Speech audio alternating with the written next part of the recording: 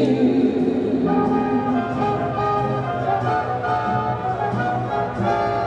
I'm sure of Mother. I'm sure of Father.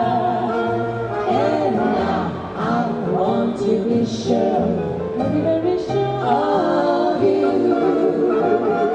Don't sit under the apple tree with anyone that's but me. Anyone that's but me. Anyone that's but me. Don't sit under the apple tree with anyone that's but me. Till I come marching home. Don't go walking down a lover's lane with anyone that's but me. Anyone that's but me. Anyone that's but me. Don't go walking on lover's lane with anyone that's but me. Till I come marching home. Just don't come from yellow hair from the guy next to me. The girl seemed like just love to pet and to beat you to a T. So don't sit under the apple tree with anyone that's but me. Till I come marching home.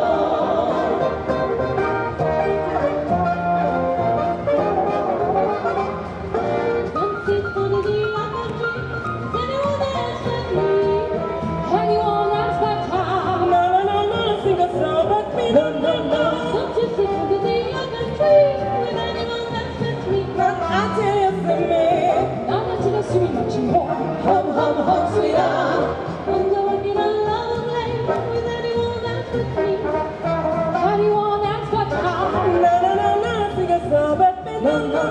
Don't you go walking on lover's lane with anyone that's with me. No, that's it for me. Not into the singing marching home. Hum, hum, hum, sweetheart. Jack women marching home.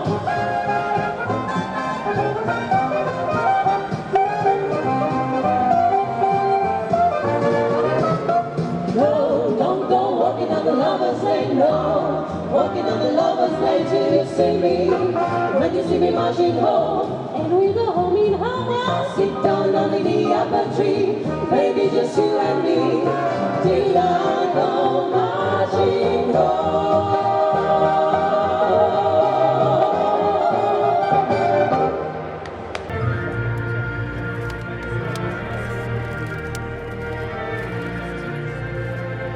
Eh ben, salut, bonjour, buenos dias,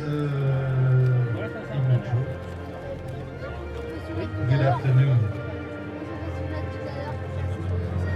And just one word in English. We think about London today.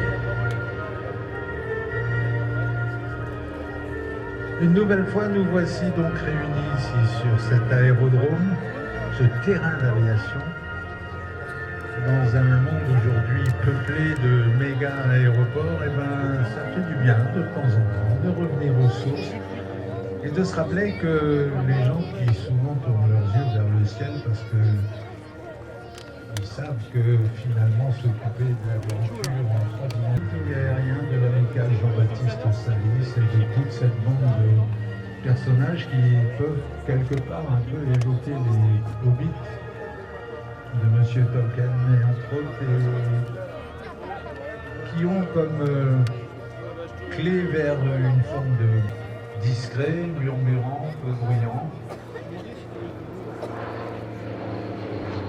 Ce petit busard rouge, rincère rapide des années 40 et puis au-dessus le motoplaneur d'Irène. Salut Irène.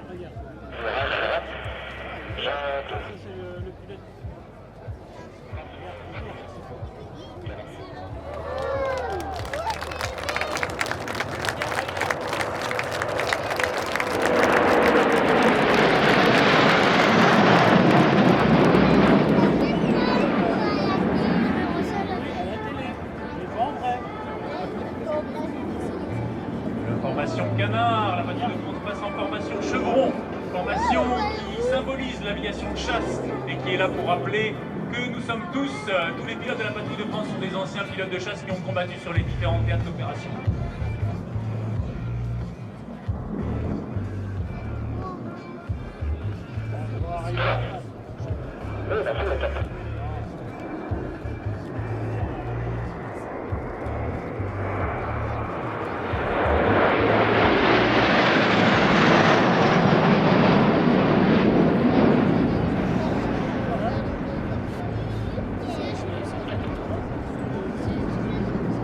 Derrière le leader Athos 4, le charognard de l'équipe 2017, c'est le commandant Nicolas Liemont, pilote du Mirage F1. Il est en 3e année au sein de la patrouille.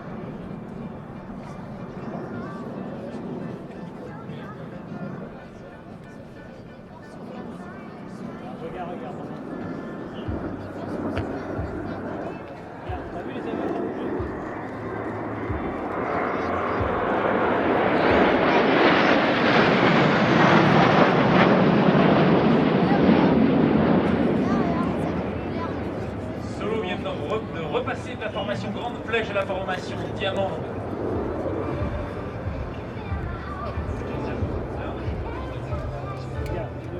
S'éloignant haut dans le ciel sur la gauche en formation diamant, ils vont sur l'ordre du leader glisser dans une formation plus diluée afin de revenir sur l'axe de présentation pour les tonneaux simultanés. Simultanéité des tonneaux qui symbolise la synergie recherchée dans le travail d'équipe au sein de l'armée de l'air, celle qui lui donne toute sa force, son efficacité, la cohésion, valeur essentielle de notre armée de l'air. Et je vous laisse avec le leader.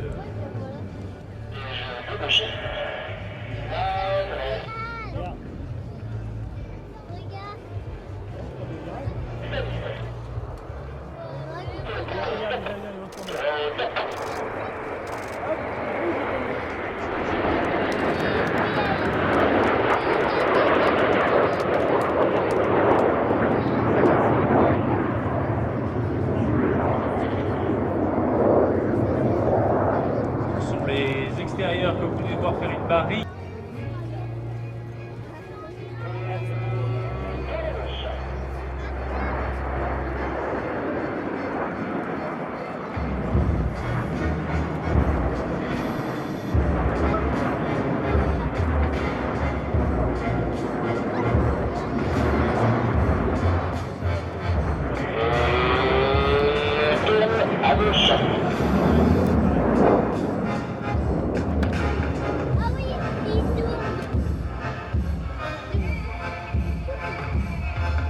Ce ruban que vous voyez dans le ciel, mesdames, messieurs, c'est l'ADN de la patrouille de France. C'est avant tout un fort esprit de cohésion, mais aussi une confiance sociale.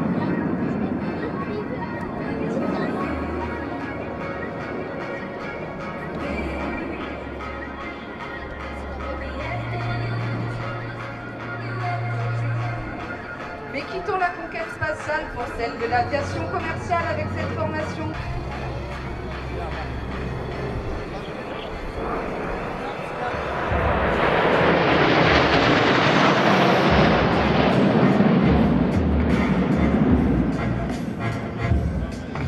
Les solos, le capitaine Aubert et le capitaine Chana sont passés en...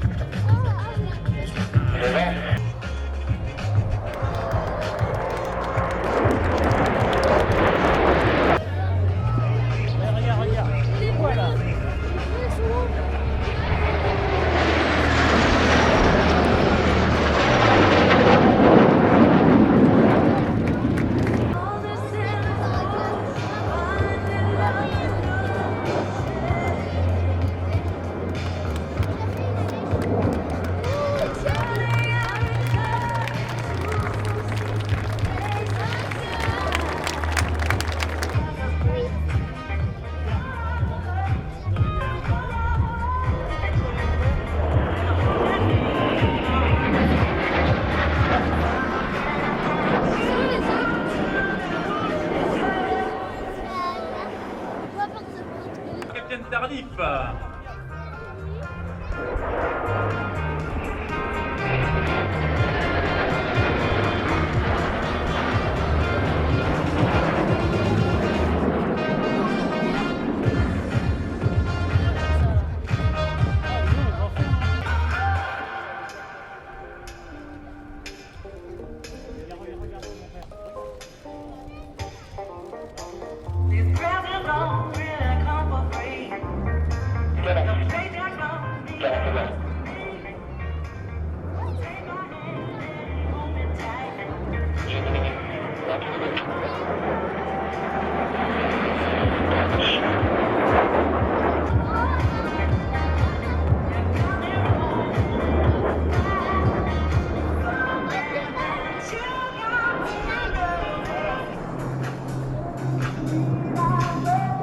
J'espère que tout comme moi, vous aurez apprécié ce moment de grâce aéronautique. Mais tout de suite, c'est face à vous qu'il faut regarder. C'est la barcade.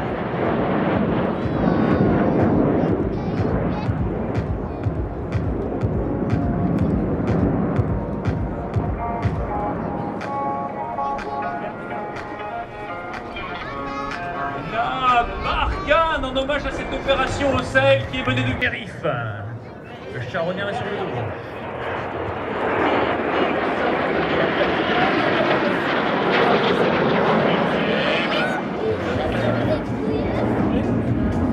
À gauche qu'il faut regarder pour la menée du box arrière.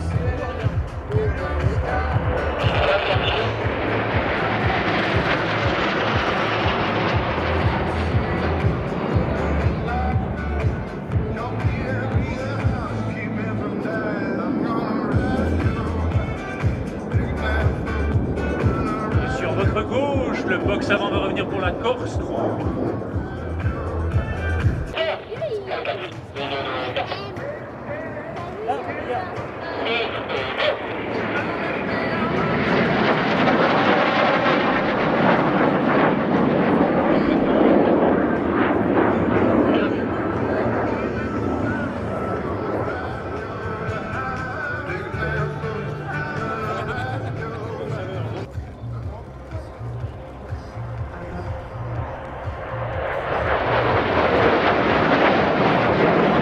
Venir sur l'axe pour ce dernier croisement à 4, c'est le croisement évitement.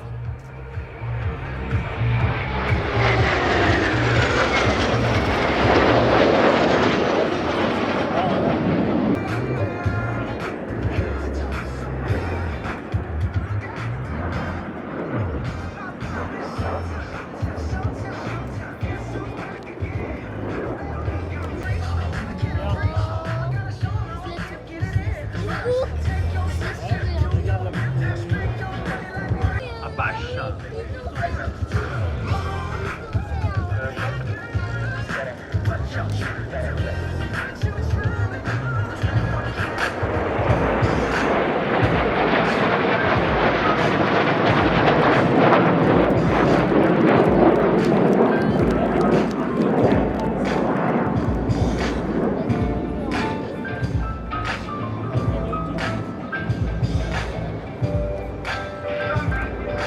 Alors que la patrouille est en phase de rassemblement, j'en profite pour vous présenter.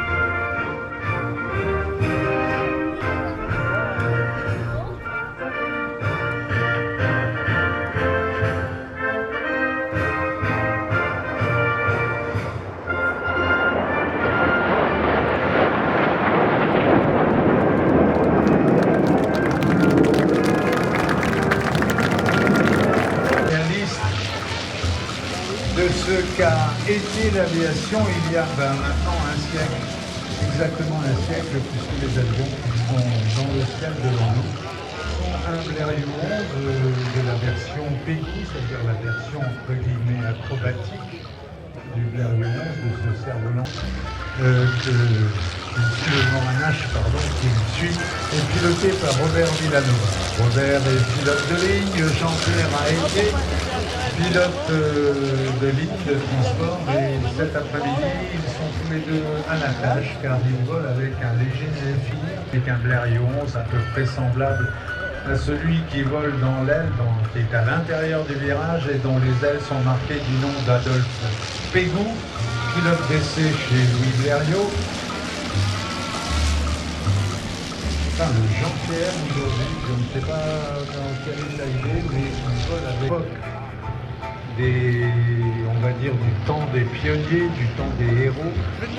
Il a Deperdusin, qui a été le précurseur de la machine de record de vitesse, avec laquelle avait été atteint pour la première fois la vitesse à l'époque magique de 2 degrés au ciel de Paris, certains beaux jours, du côté d'Issy-les-Moulineaux par exemple, lorsque, avant la Première Guerre mondiale, s'essayait à voler, à volter parfois un certain nombre de ces pionniers. Il faut rappeler quand même que cette histoire de la maîtrise du ciel, des débuts de l'aviation, a commencé en France.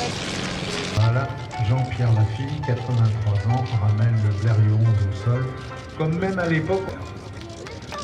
Dans le ciel, donc là-haut, venant de la gauche vers la droite, à une traversée maritime de 800 km, partant du sud de la France, dans la proximité de Marseille, on était arrivé jusque dans la proximité de Tunis. Et c'était déjà là, en l'espace de quelques années, on avait démontré qu'il était possible de couvrir de longues distances. Il donnait des soirées, des dîners extraordinaires chez lui, il recevait le tout Paris d'alors. Et la seule différence était que la salle à manger était garnie de tables qui étaient à 1,80 m de haut, avec des chaises qui faisaient 1,60 m à l'assise. Et on montait sur les chaises avec des échelles, on dînait en altitude. Et Santos disait que c'était pour habituer ses convives à être là au-dessus du sol, en altitude, et les habituer à voler. Il était scandaleux quand il servait par exemple en dessert des fraises. Souvent les fraises étaient certes accompagnées de sucre en poudre, mais également on y mettait quelques gouttes. Enfin voilà. Et donc en 1914, d'un seul coup, la Seconde Guerre mondiale s'ouvre et à quelques dizaines de kilomètres d'ici, si vous regardez sur notre avant, se trouve dans le cap perpendiculaire à notre piste, se trouve la région de Verdun et toute cette région vers Soissons et dans l'est lointain de Paris qui vit le plus gros des combats de la Première Guerre mondiale. Les avions furent très rapidement utilisés dans un premier rôle militaire, celui du bombardier. À l'époque, on n'avait pas encore développé de bombes. On utilisait des obus d'artillerie équipés d'empennage, de façon à leur donner une certaine stabilité. Et donc, les avions commencèrent à bombarder. Et évidemment, on inventa des armements pour détruire les avions. Au début, des canons anti-aériens, des canons faits pour abattre les avions. Mais c'était pas très facile et donc on inventa sur des concepts élaboré par Roland Garros, on inventa ça. L'avion manœuvrant est équipé d'une arme automatique, une mitrailleuse, tirant à travers l'hélice dans l'axe de l'avion. Et donc une nouvelle race de héros apparut aussitôt, des héros dont on pouvait dire qu'ils prenaient un peu la suite des chevaliers d'autrefois pour des combats que l'on appela très rapidement des combats chevaleresques, si tant est de faire quelque chose d'extrêmement chevaleresque, puisqu'en fait il ne s'agit jamais que de tuer ou être tué. Et ces héros, dans chaque camp, que ce soit du côté franco-anglo, personnages des légendes en l'espace de quelques petits mois de batailles aériennes. Certaines manières d'être très germaniques, voire prussiennes, des personnages qui devinrent des héros. Et aujourd'hui, la culture aéronautique a intégré tous ces personnages de la saga du combat aérien de la Première Guerre mondiale. Et on peut dire que l'archétype du pilote de chasse était justement un pilote allemand dont la stature, la prestance, le style était totalement wagnérien. Il s'appelait Manfred von Richthofen, il était baron. J'ai rapidement compris que pour mener le combat aérien avec une chance sérieuse de le gagner, il fallait manœuvrer. Et ainsi s'inventa, se développa dans le pilotage l'utilisation de la troisième dimension et de trajectoire. La guerre utilisèrent pour faire du spectacle des trajectoires acrobatiques Mais déjà dès 1917-1918, les manœuvres du combat aérien étaient posées. En général, on attaquait par l'arrière et en général, celui qui avait l'avantage de l'altitude avait de fortes chances de pouvoir sortir vainqueur du combat. Simplement parce que quand on a de l'altitude, on peut transformer cette altitude en vive cellule d'avion que de moteur. Devinrent à l'époque les industriels les plus importants du monde, et ce fut la base de ce qui allait devenir l'industrie aéronautique française. Cette Première Guerre mondiale eut un autre résultat, c'est que, alors que se présente de manière absolument superbe sur des prises de terrain, comme on les pratiquait à l'époque, comme seuls les Anglais savent faire des avions laids, mais qui marchent, comme seuls les Anglais savent faire des avions réussis. C'est une machine qui a été conçue par la firme Bristol, et quand vous dites Bristol, c'est un peu comme quand en matière d'automobile vous parlez de Rolls-Royce. Alors que le mont Everest, vous vous imaginez dans ce truc à ciel ouvert avec un poste de pilotage qui est une véritable baignoire ouverte à tous les vents avec juste un petit pare-brise à l'avant. Vous imaginez monter à 9 km de haut là-dedans avec, à l'époque, ils n'avaient pas de masque à oxygène proprement dit, ils suçaient l'oxygène depuis un tuyau qui était attaché à une bouteille Everest, et par conséquent, la Royal Air Force allait en sortir avec encore plus de prestige. Le Bristol Fighter a été tellement réussi et volé tellement bien que c'est un avion qui a été utilisé un peu comme avion de servitude, avion de liaison, par la Royal, que la première fois qu'il a volé dans un Bristol Fighter absolument semblable à celui-là, d'abord il y a un moteur de l'époque qui tourne comme les moteurs de cette époque, extrêmement lentement, et donc l'hélice qui est gigantesque tourne devant des artistes extraordinaires en matière de restauration ou de reconstruction d'avions anciens. Et si vous êtes cinéphile, et bien sûr vous connaissez Peter Collage, un autre avion de cette époque, et celui-là est français, franco-français. Certains disent que ça ressemble à une porte de grange volante. L'avion est un Caudron G3. Monsieur Caudron était un architecte en avion qui, durant la Première Guerre mondiale, avait développé cette machine dont le fuselage est quasi inexistant, puisqu'en fait, il y a une sorte de piloté par Cathy Taylor, notre aviatrice. Et si Cathy est dans le G3, c'est simplement pour tirer un coup de chapeau énorme à une aviatrice française qui était haute comme 3 yaourts à genoux, qui s'appelait Adrienne Bolland, et qui fut véritablement une des véritables héroïnes de l'histoire du ciel. Adrienne Bolland s'était mis en tête de devenir pilote professionnel, on ne disait pas comme ça à l'époque, mais elle voulait gagner sa vie à faire voler des avions.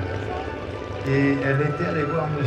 Caudron, et puis elle avait dit à M. Caudron, je veux voler pour vous, je veux vous aider à vendre des G3, parce que après la Première Guerre mondiale, te semble la plus facile, ça passera pas.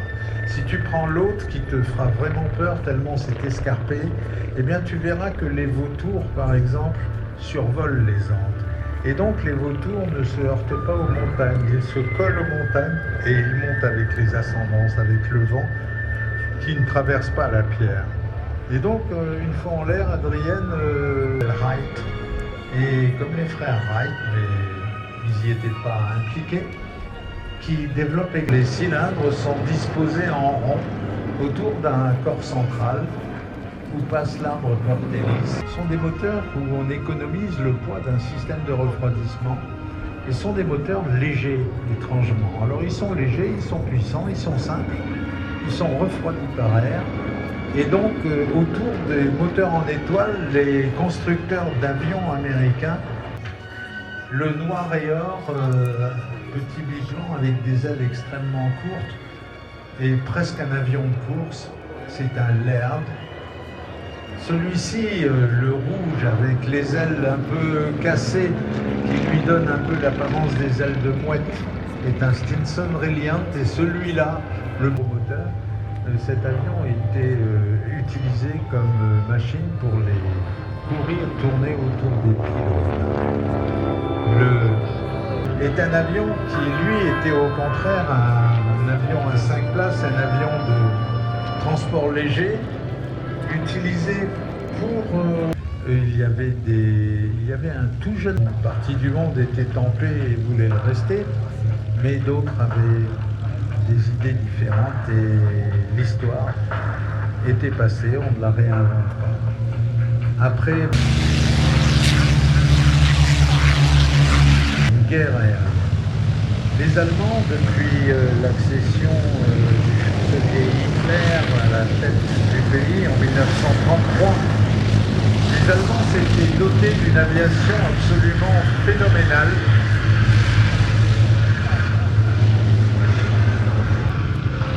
Une aviation qui n'était pas seulement marquée par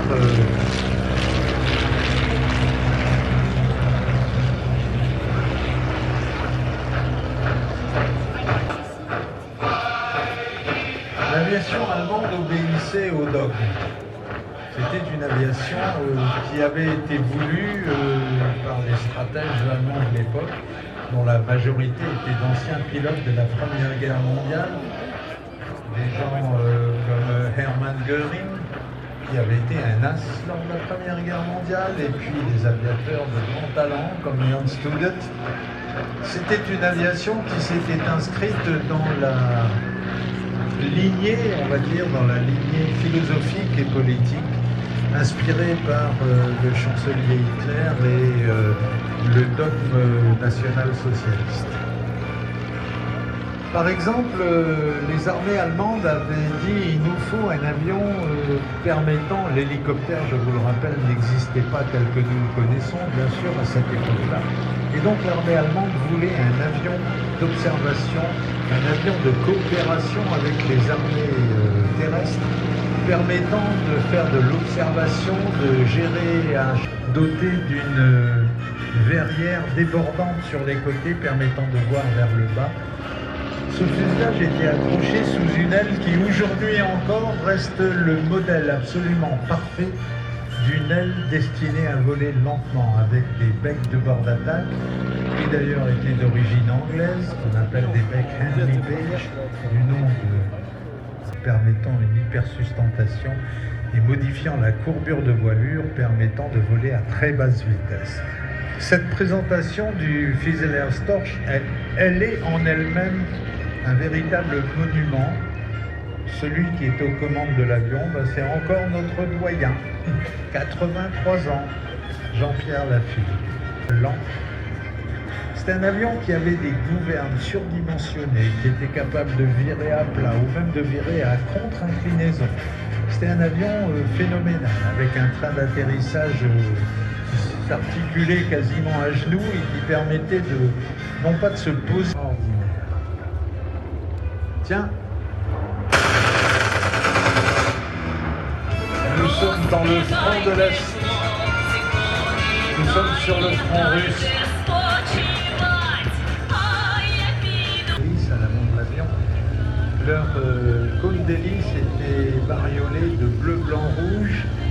Et ces avions portaient sur le flanc du fuselage un éclair blanc stylisé et deux mis à mal par un Yak de cette unité française intégrée aux forces aériennes. Yak 3, Yak 9. On vit apparaître des avions qui avaient une décoration différente, qui avaient une casserole d'hélice.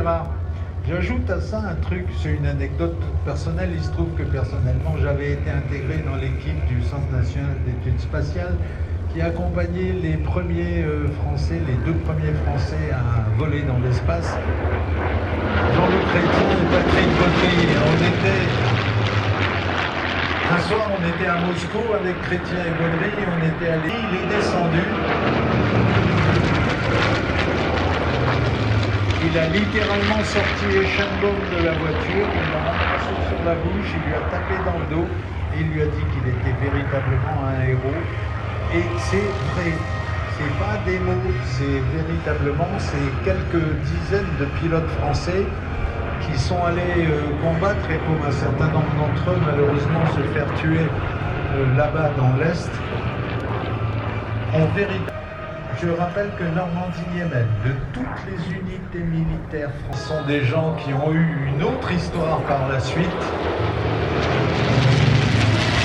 Ils volaient sur ces avions impressionnants, ces petits chasseurs avec des ailes en forme de moignon, parce que c'était des machines qui avaient été étudiées par Yakovlev pour être d'excellents avions de combat à basse altitude, car sur le front de l'Est, la plupart des missions aériennes se passaient véritablement à basse altitude.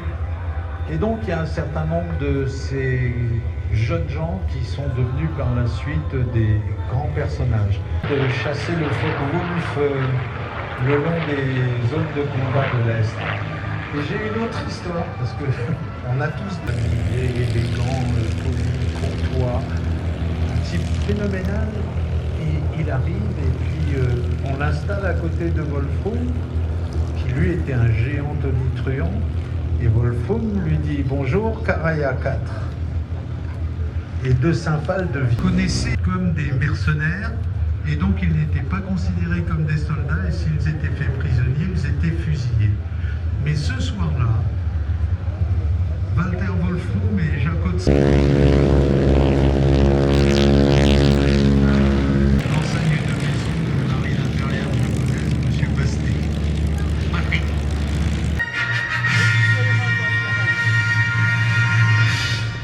Hollywood! Hollywood. Si vous avez vu le plus beau film de Spielberg, lui-même fils de navigant de la dernière guerre sur quadrimoteur de bombardement, ce film c'est 1941 et c'est un film pleuré de rire, fabuleux, qui est mieux que n'importe quel autre représentatif de l'esprit de cette période. Donc 1941, archipel des Hawaï et singulièrement Honolulu, en train de tailler sa route sur le Pacifique du petit matin. Sur l'océan Pacifique, entre autres, on voit 4 énormes navires, pour l'époque, des porte-avions. Cette flotte est une flotte japonaise qui obéit à un planning de navigation dessiné par un amiral absolument génial, les Américains qui commandent la flotte basée aux Hawaï, faire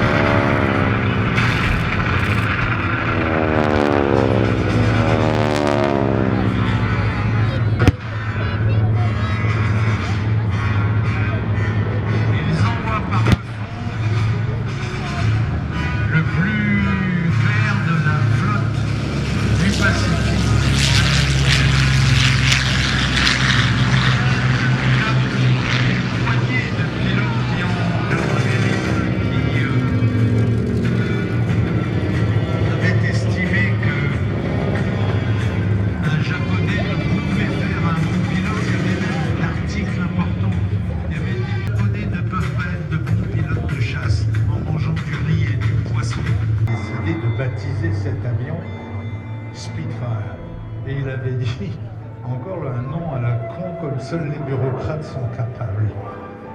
Mais finalement, Mitchell était parti à ce moment-là. Et ce qu'il n'a pas su, c'est que le Spit est devenu un symbole pour tout le peuple anglais, le seul pays à l'époque à résister en Europe à l'expansion nazie. Et bien pour le peuple anglais, au moment de la bataille d'Angleterre en 1940, le Spit était devenu un symbole absolu. Il faut dire que l'avion est fabuleux. On n'a jamais critique qu'à la science. En réalité, cet avion est un miracle parce que, en particulier à cause de son aile elliptique, vous la voyez maintenant, à cause de son aile elliptique, cet avion a des caractéristiques aérodynamiques qui lui ont permis d'être l'avion à hélice le plus rapide de tous les temps. En 1944, il n'a jamais foutu d'approcher et de très loin, car le Hurricane, c'est à peu près une porte de grange dérivée en chasseur en matière avec des ailes d'une épaisseur pas possible. Mais c'était un avion de bon sens absolu.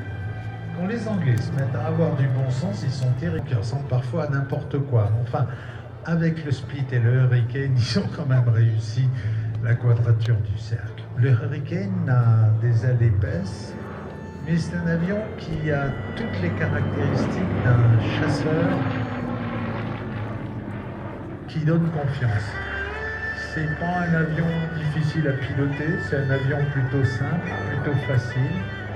Et durant la bataille d'Angleterre, le duo Spitfire et Hurricane avait mis à mal la Luftwaffe simplement parce qu'on utilisait les avions pour ce qu'ils faisaient le mieux. Les Hurricanes s'occupaient des bombardiers et les Spitfire s'occupaient des chasseurs. Ben, évidemment, de temps en temps, il y avait des Hurricanes qui s'occupaient des chasseurs et l'inverse. Les Spit des bombardiers, mais le Spit était, disons, plus manœuvrant, avait des performances. La plupart d'entre eux n'avaient même jamais conduit un engin à moteur. Et ils se retrouvaient, après quelques mois de formation, ils se retrouvaient dans le cockpit d'un Spit ou d'un Hurricane. Et ils partaient faire la guerre. Ils ne faisaient pas de meeting aérien, ils ne faisaient pas ça. Là, le troisième avion de légende.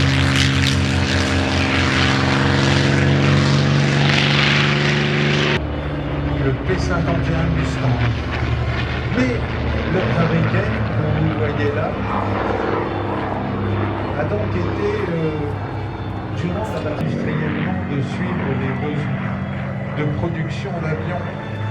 Il est piloté par George Pérez, le plus français des pilotes américains, le plus américain des pilotes français, au choix.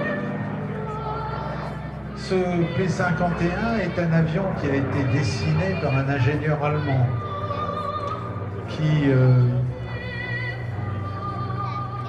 avait émigré aux États-Unis après la prise de pouvoir d'Adolf Hitler, et il n'était pas resté en Allemagne, il était parti de l'autre côté de l'Atlantique, chez North American, une petite firme installée à Los Angeles.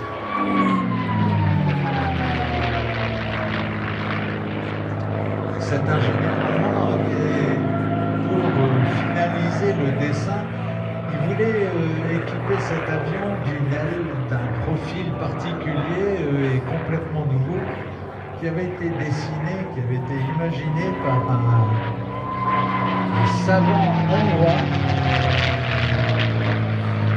un fabuleux aérodynamicien installé aux États-Unis et en Californie.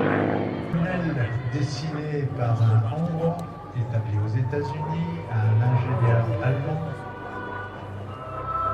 qui s'appelait Edgar Schmied, avait dessiné cette machine volante qui allait plus vite et plus loin que tout à coup l'équivalent. Et puis, au début, il avait équipé d'un moteur américain Allison, et puis finalement, l'Allison, avion dessiné par un Allemand avec une aile hongroise et avec un moteur anglais dans le nez, qui est devenu le chasseur probablement le plus emblématique de l'histoire de l'aviation, le Mustang. Cet avion est un mythe absolu. Les artistes, même des peintres américains célèbres comme Roy Lichtenstein, s'en sont emparés pour en faire des œuvres qui sont devenues des grands classiques de l'art moderne.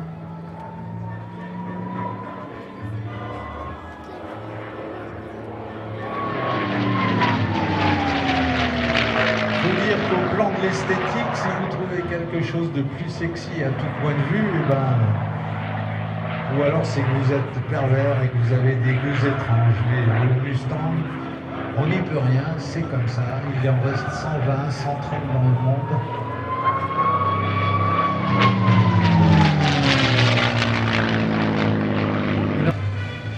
Nookie Bookie, le quatrième du nom, rentre à la maison, piloté par George Pérez.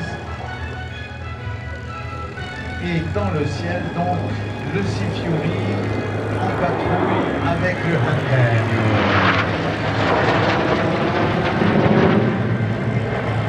Le Hunter, vous l'aurez remarqué, porte les cocardes suisses.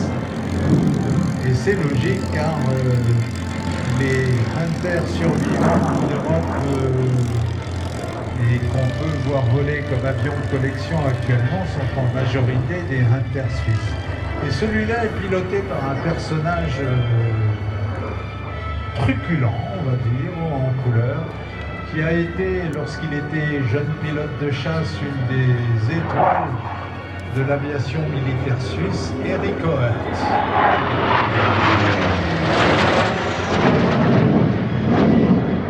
Et il empile le Louvre, alors que le Sea Fury est piloté par... Le Hunter, par contre, lui est à... Oh, la patrouille.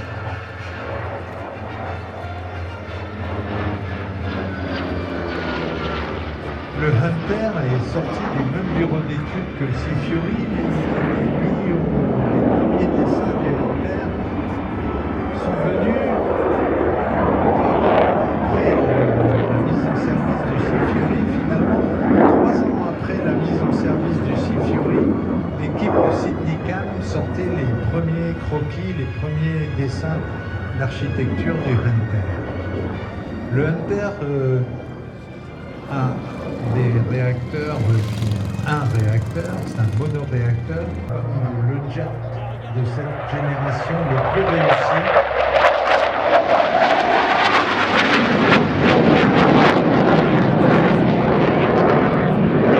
Car il était absolument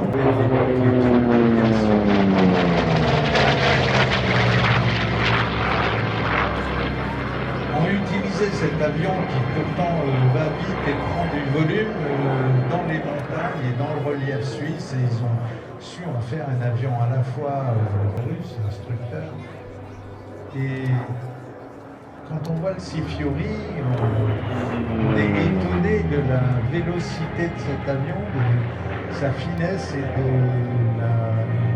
Imaginez une machine comme ça avec le train sorti, les volets sortis en train d'arriver vers la plateforme d'un navire qui bouge sur l'océan en plus, piloté par un type de 22 ans, 23 ans avec finalement un certain nombre de qualités mais pas une expérience énorme. Et ça veut dire que l'avion était formidablement réussi.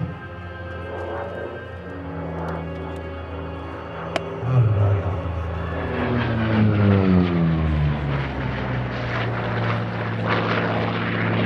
Le son.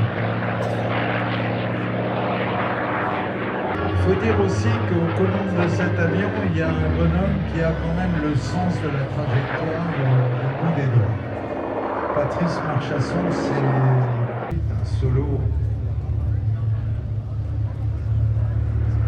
Mais d'abord, avion de combat. Le Hunter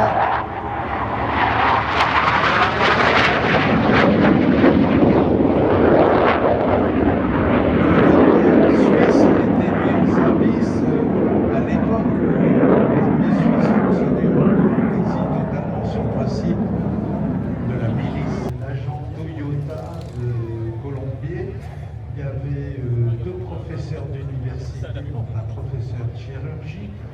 Enfin, c'était une unité typique de l'aviation suisse. C'est avec une petite caméra.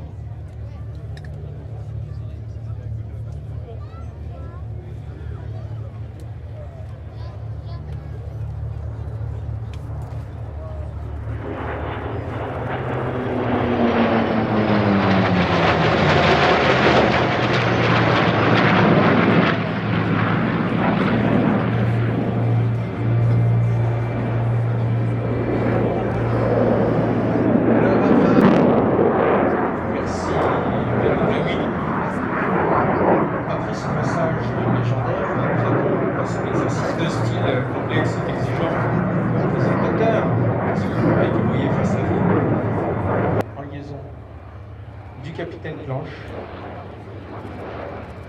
Itao.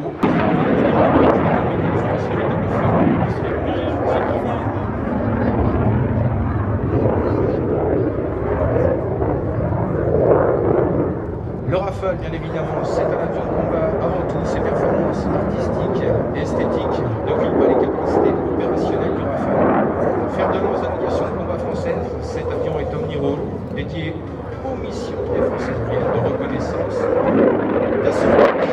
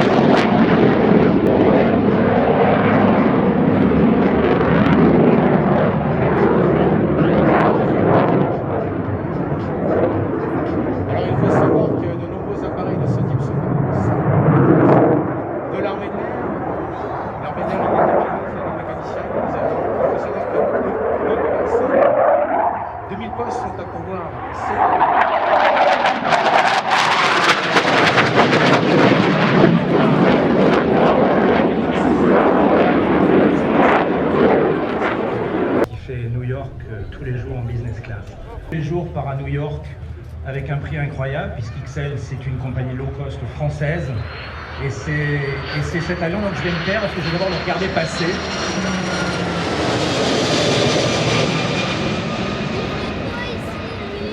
C'est-à-dire des avions avec une nuisance sonore incroyablement plus basse, avec un effort de toute cette industrie qui est capitale pour nous tous parce que ce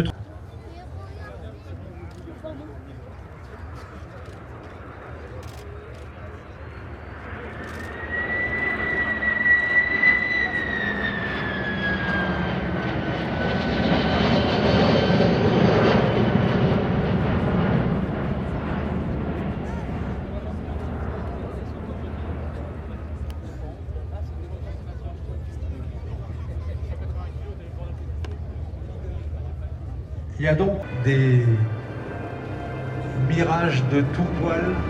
C'est lui qui est devant à 80, je ne sais plus combien. Et derrière lui, une foule de pilotes de tout poil, des jeunes, des moins jeunes, des vieux, un pilote de Rafale, des filles qui font de la voltige en club le dimanche. C'est la patrouille du souvenir Jean-Marie Saget. Il y a même Dorine Bourneton qui, vous le savez, quand elle se déplace, c'est dans une chaise roulante et qui est pilote de voltige malgré tout. Il avait alors qu'il n'était pas businessman, homme d'affaires, ni gestionnaire, ni banquier, il a dit « Je vais construire des avions qui sont des avions de voltige qui vont permettre à des pilotes français ».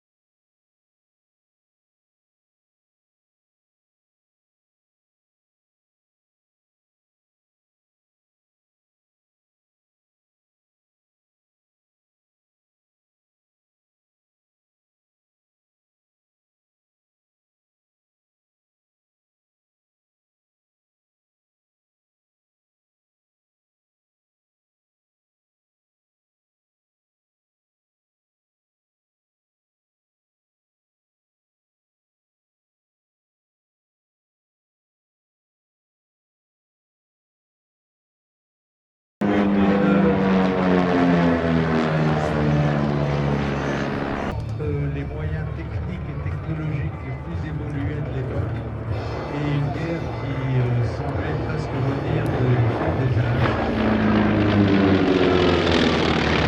géopolitiques en utilisant des moyens techniques d'un côté et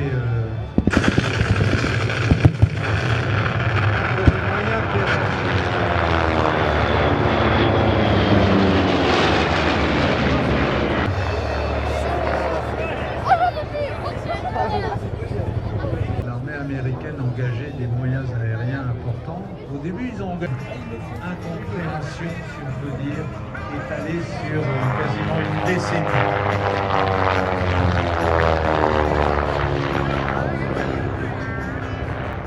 Des petits avions d'observation comme ce Bushpool.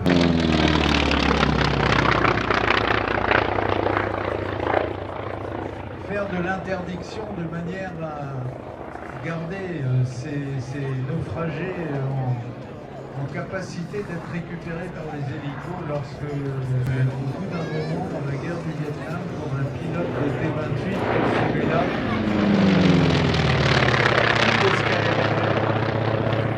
ou de Cessna 2 comme ici, au bout d'un moment, il aurait été impossible finalement de passer le temps à sauver les autres, récupérer les autres. Ça a été une période. Ça n'a pas été très certainement la plus grande époque de la guerre aérienne qui soit, mais ça a été comme ça et on ne peut pas réécrire l'histoire.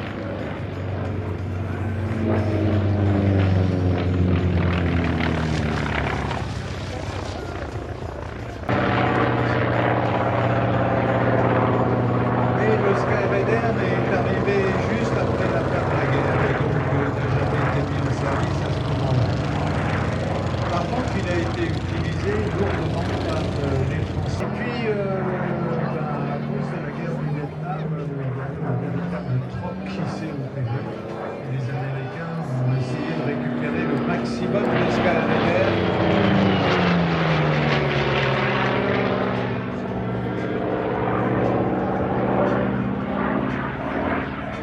On a découvert que cet énorme monomoteur qui était capable de transporter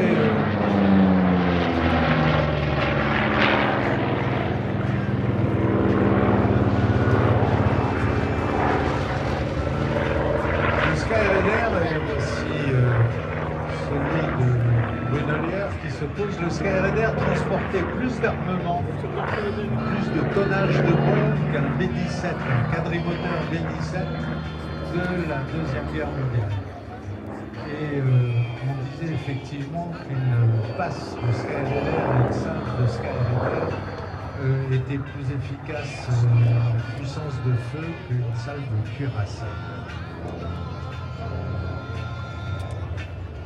Ceux qui ont volé dessus savent que c'est un avion qui, malgré ses énormes dimensions, son tonnage Et quand on est au pied d'un Skyraider, on a l'impression de monter sur un... Mais derrière, la marine étant une armée de tradition, eh bien, c'est le passage des générations qui est en train de se faire.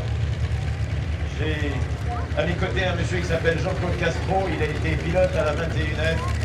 Il est ici en visiteur, mais également en homme de cœur. Et c'est vrai que cette marine, eh bien, on ne l'oublie jamais.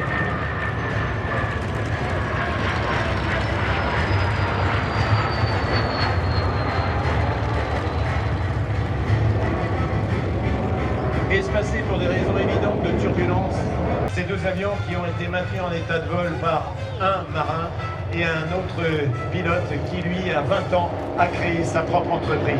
Et puis derrière, un Cap 10. Et ce Cap 10 est un outil. Ne le voyez pas comme un avion. Voyez-le comme un support de formation, mais également de sélection. Comment va-t-on recruter un pilote? Eh bien, moi, j'ai fait une carrière de steward et j'étais un bon steward. Quand on est un pilote, on est à la place où il faut. Et chacun doit, dans le monde de l'aviation, dans le monde de la marine, trouver sa place.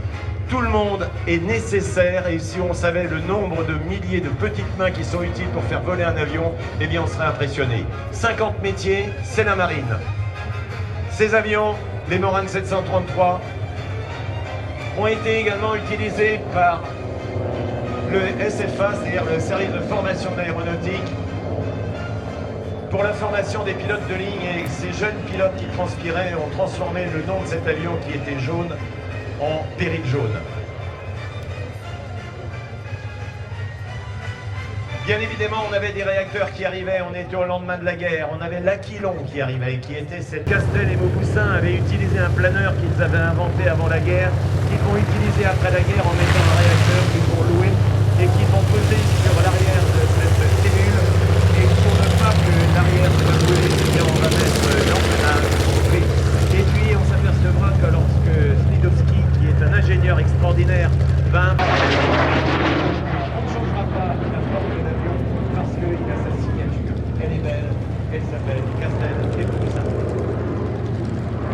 La marine, nombre de pilotes vont s'apercevoir que poser un avion à réaction sur un porte-avions qui est long de 260 mètres, mais qu'on va se poser en 70 mètres et qu'on va être catapulté en 50, qu'on va passer de 0 à 200 km/h en l'espace de 2 secondes,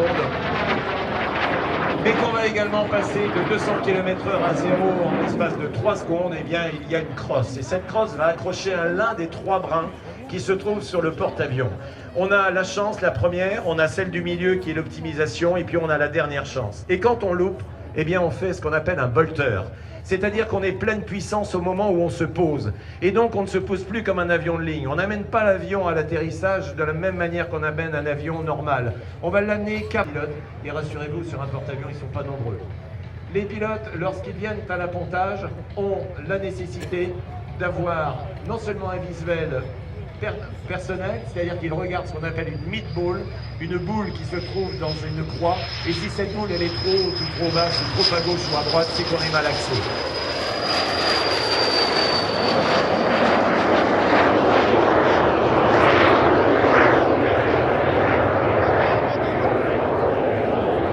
Aujourd'hui, multirôle, il est utilisé aujourd'hui sur tous les théâtres d'opération, y compris terrestres.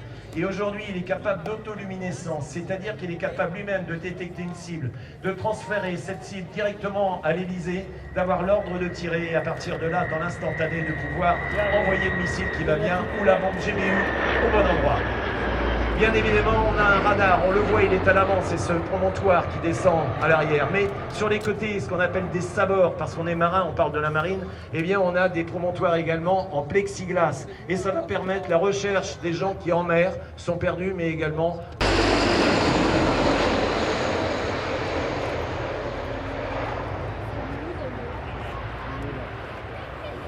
Je me suis tué volontairement pour vous permettre d'enregistrer à la vidéo le bruit des moteurs. Il y a à bord Ricardo et puis un officier de sécurité aérienne de la flottille 21. Il y a 2 flottilles, il y a la 23 et la 21F. On s'appelle F parce que... Une robe blanche et bleue, des chaussures brillantes.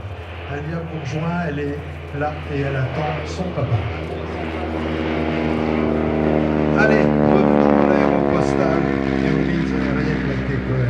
Donc, la TCOR avec Beppo de Massimi et un ancien pilote militaire nommé Didier Dora avaient organisé, ils avaient créé littéralement l'idée de la ligne aérienne.